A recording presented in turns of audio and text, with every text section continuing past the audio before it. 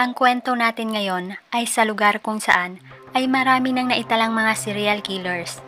Ito ay sa Britanya, ang lugar na pinaghasikan din ng kasamaan ng kilalang serial killer sa buong mundo na si Jack the Ripper.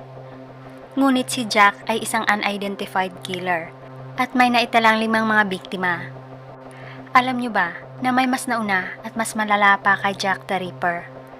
Ito ay ang kauna-unahang babaeng serial killer sa Britanya na si Mary Ann Cotton.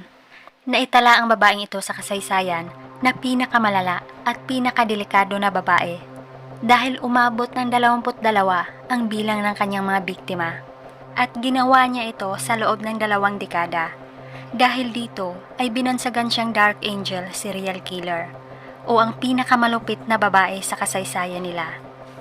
Muli ako ay samahan ninyo at sabay-sabay nating pakinggan ang buong kwento ng kilabot na si Mary Ann Cotton.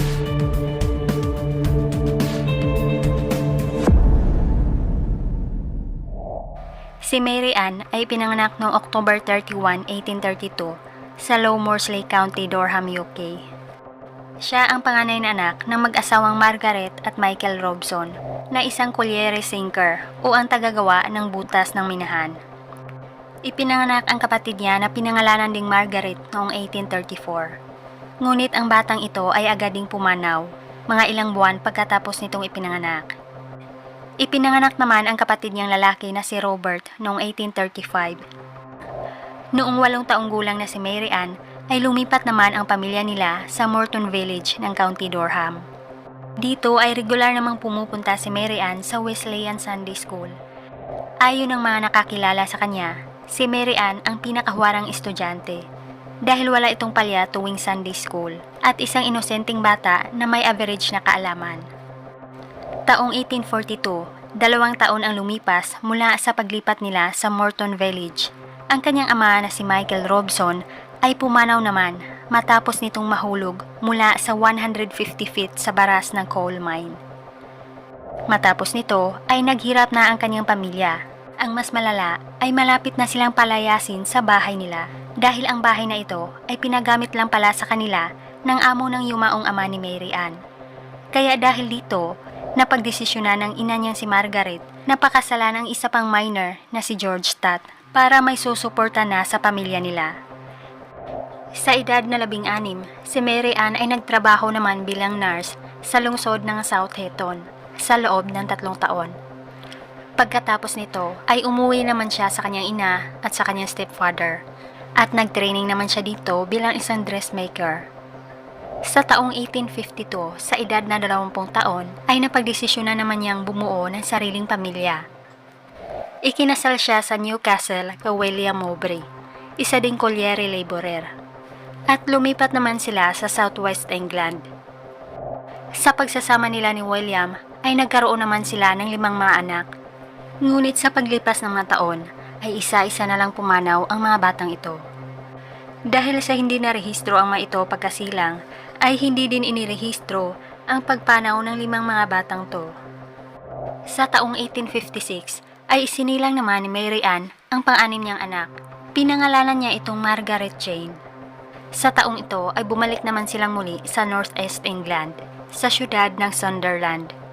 Sa syudad na ito isinilang ni Mary Ann ang pang-7 niyang anak na si Isabella noong 1858. Ngunit sa taong 1860 ay nawala na naman sila ng anak. Bigla na lang ding pumanaw ang pang-6 niyang anak na si Margaret Jane. At sa taong 1861 ay isinilang naman ni Mary Ann ang pang-8 anak na pinangalanan rin niyang Margaret Jane, kapareho ng pangalan sa ika-6 niyang anak na yumaong. At sa taong 1863 ay sunod naman niyang isinilang ang pang-9 na anak na si John Robert William. Ngunit sa sumunod na taon, 1864, ay bigla na lang ding pumanaw ang batang si John Robert dahil sa gastric fever. Sunod-sunod na lang pumanaw ang mga anak ni Mary Ann at ang mas malala nito ay biglaan na lang ding pumanaw ang asawa niyang si William noong January 1865 dahil sa intestinal disorder. Matapos pumanaw ng asawa niyang si William, ay lumipat naman si Mary Ann sa Seaham Harbor kasama ng 2 surviving child niya kay William na si Isabella at Margaret Jane. Sa panahong ito ay may nakilala naman siyang lalaki. Ito ay si Joseph Natras. Di kalaunan ay nagkarelasyon sila. Sa pamamalagi niya dito ay nawala na naman siya ng anak.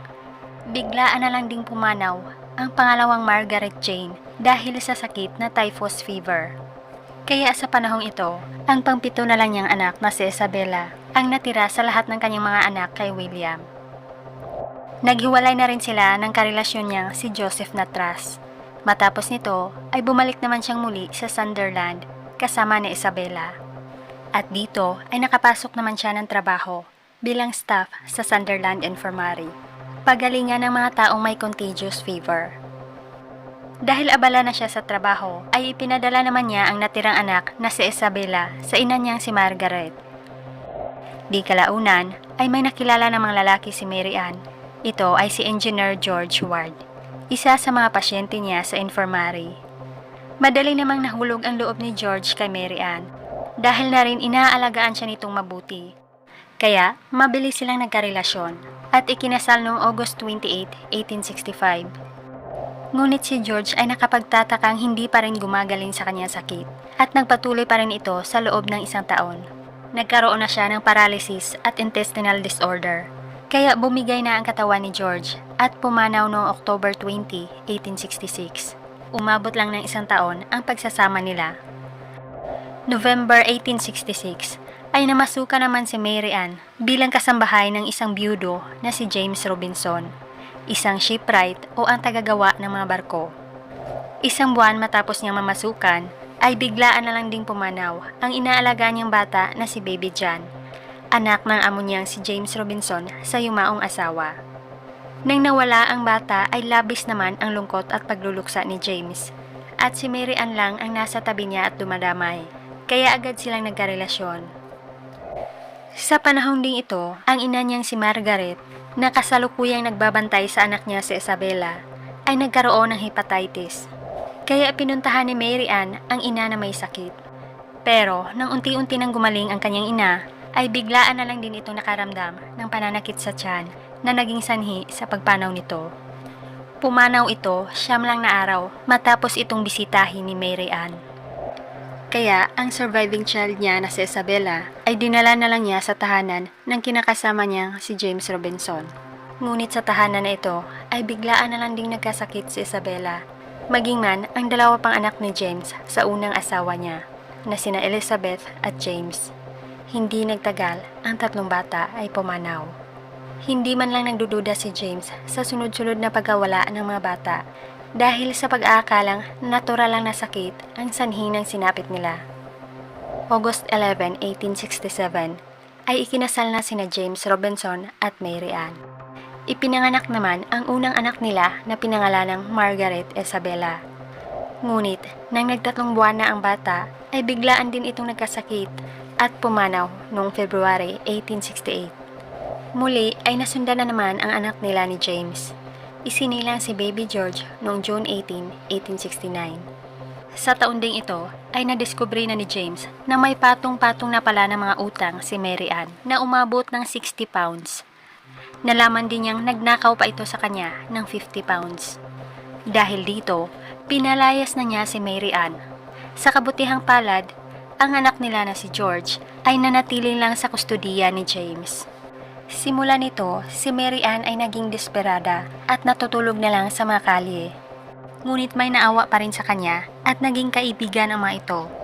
Ito ay si Margaret Cotton at ang kapatid nitong lalaki na si Frederick Sr. Cotton, isang byudo at may mga anak. Simula nito ay naging malapit na siya sa magkapatid. Ngunit sa katapusan ng March 1870, si Margaret Cotton ay biglaan na lang nakaranas ng matinding pagsasakit sa tiyan hanggang sa ito ay pumanaw. Simula nito ay mas lalo pang naging malapit si Mary Ann kay Frederick at katulad noon ay mabilis din silang nagkarelasyon. At agad nagdadalang tao si Mary Ann sa anak nila ni Frederick. At ito na ang ika-12 pagbubuntis niya. Ikinasal naman sila noong September 17, 1870. Isinilang niya ang bata noong 1871. At pinangalan ng Robert Cotton. Habang nagsasama pa sila ni Frederick, ay nakipagbalikan naman siya sa dati niyang karelasyon na si Joseph Natras. 3 buwan ang lumipas, December 1871, ay pumanaw naman si Frederick Sr. dahil sa gastric fever. Sa panahong ito, ay wala pa rin nagdududa sa mga pagpanaw ng kanyang mga anak at mga dating asawa. Dahil na rin ito sa paglipat-lipat niya ng tirahan. Agad naman silang nagsama ni Joseph Natras matapos pumanaw ni Frederick. At naiwan sa kanya ang mga anak nito sa dating asawa na si Frederick Jr. at si Charles.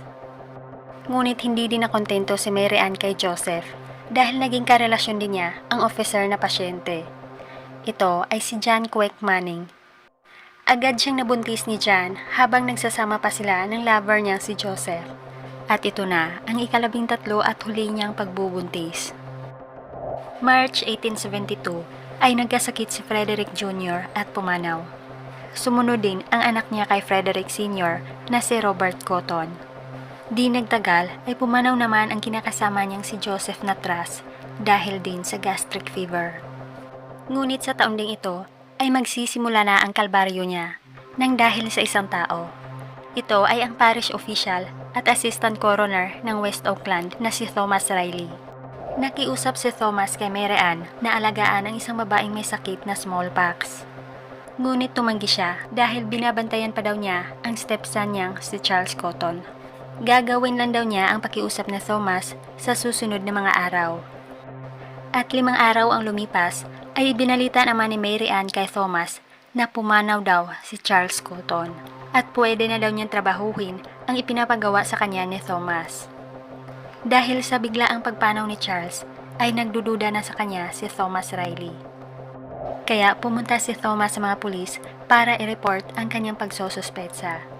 Nakiusap din siya sa doktor na ipagpaliban muna ang paggawa ng death certificate ni Charles dahil paiimbestigahan pa niya ang pagpanaw nito.